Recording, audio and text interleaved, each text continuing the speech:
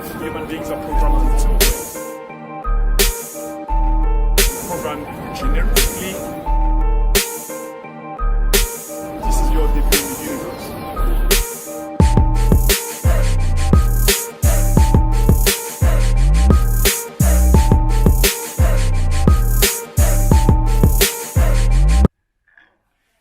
5 idées pour commencer un business dans ce climat chaotique dans lequel on se retrouve.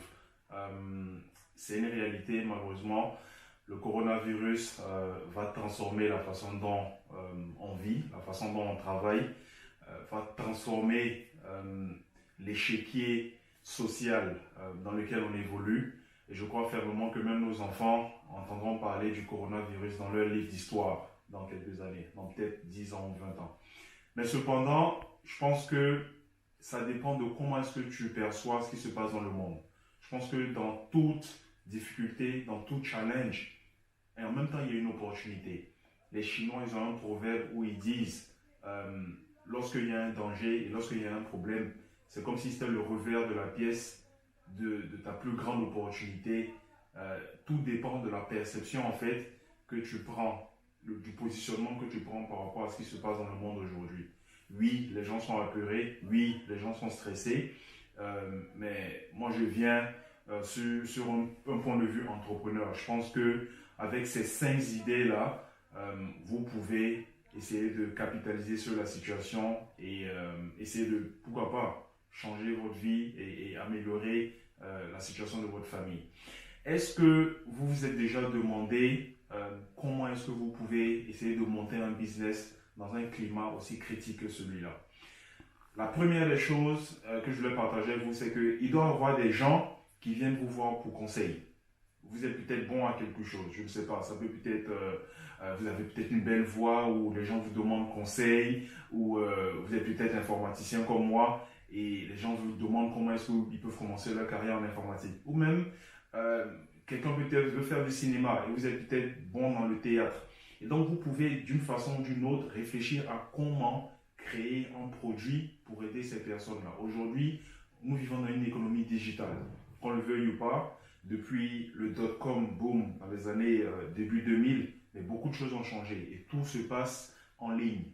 Et Cisco, qui est l'organisme qui régit tout ce qui est réseau et sur Internet et tout ce qui est trafic et tout, ils ont prédit que les 5 prochaines années, les 3% de la population qui sont encore offline, c'est-à-dire l'Afrique où il n'y a pas beaucoup d'internautes et l'Inde par exemple, mais ces populations-là vont réussir à venir en ligne. Donc imaginez un peu le potentiel que ça vous donne quand il s'agit de Google, YouTube, et qu'on le veuille ou pas, l'Internet va encore plus s'améliorer parce qu'avec la situation dans laquelle on se retrouve, où tout le monde, mais je peux vous dire que tout le monde travaille de la maison, je pense qu'il y a un marché là. Ça dépend de comment est-ce que vous percevez la situation. Donc le numéro 1, c'est vos amis qui viennent vous demander conseil, vous pouvez essayer de monter un business par rapport à ça. Numéro 2, c'est à quoi est-ce que tu es bon. Il doit y avoir quelque chose dans lequel tu excelles. Tu es peut-être un bon rappeur, tu es peut-être bon à ce qu'on appelle le copywriting, c'est-à-dire que toutes les boîtes de marketing, elles ont des gens qui écrivent leurs publicités, qui écrivent leurs emails pour eux. Tu peux te lancer en freelancing. Donc il y a plein d'opportunités aujourd'hui avec l'Internet. Tout ce dont tu as besoin, c'est d'une connexion Internet et d'un smartphone. Créer un compte en ligne avec des compagnies comme Freelancer ou Fiverr.com. Et aujourd'hui, tu arrives à monétiser ton talent, tu arrives à monétiser tes skills en ligne. Parce que je peux vous dire qu'avec Facebook, Snapchat, Instagram, WhatsApp et tout ça, tout ce qu'on fait, tout sera encore plus virtuel. Là, ce n'est que le début. Donc, numéro 2, c'est à quoi est-ce que tu es bon. En 3e position, c'est quoi ta passion? Est-ce que tu es quelqu'un qui aime voyager? Est-ce que tu es quelqu'un qui aime préparer? Est-ce que tu es quelqu'un qui aime la couture? Est-ce que tu es quelqu'un qui est à fond dans tout ce qui est fitness, tout ce qui est sport, que ce soit basketball ou vélo? Tu peux utiliser cette connaissance-là et essayer de package tes qualités sportives ou ton know-how, comme les Anglais disent, essayer d'aider beaucoup plus de personnes par rapport à ça. Parce que tout ce que vous devez comprendre, c'est qu'un business, c'est juste trouver la solution à un problème donné et trouver une façon qu'on vous paye par rapport à la solution que vous donnez à vos clients. C'est tout. C'est aussi simple que ça, un business. Et donc, je pense que tout le monde peut essayer de capitaliser sur cette situation-là. En quatrième position, c'est est-ce que tu as perdu ton boulot? Oui, je sais qu'il y a beaucoup de personnes qui aujourd'hui, malheureusement, ont perdu leur boulot, mais tu peux te mettre en tant que freelancer, tu peux devenir un consultant, tu peux créer une petite structure et approcher les grosses compagnies là, et offrir tes services et créer même des petits produits et commencer à trouver des solutions à leurs problèmes. Donc ça, c'est en quatrième position. Et la dernière étape ou la dernière idée que je voulais partager avec vous, je pense que franchement c'est la meilleure. C'est peut-être la plus difficile, mais pour ceux qui comprennent et qui arrivent à le faire, je pense qu'ils peuvent devenir millionnaires en quelques années.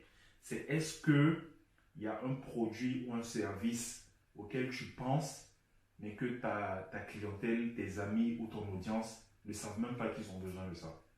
Donc je répète, est-ce qu'il y a un produit ou un service que tu as enfoui en toi, auquel tu penses, mais tes amis d'une façon ou d'une autre, ou tes clients, ils ne savent même pas qu'ils ont besoin de ça.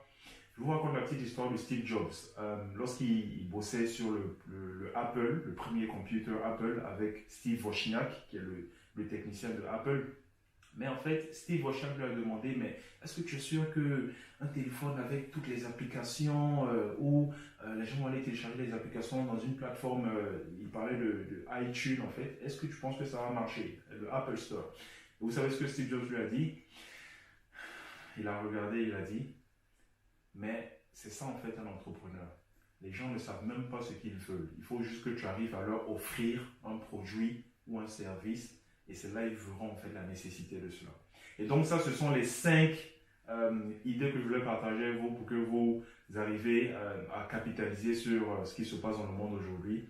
Encore une fois, je voulais partager ce proverbe chinois avec vous.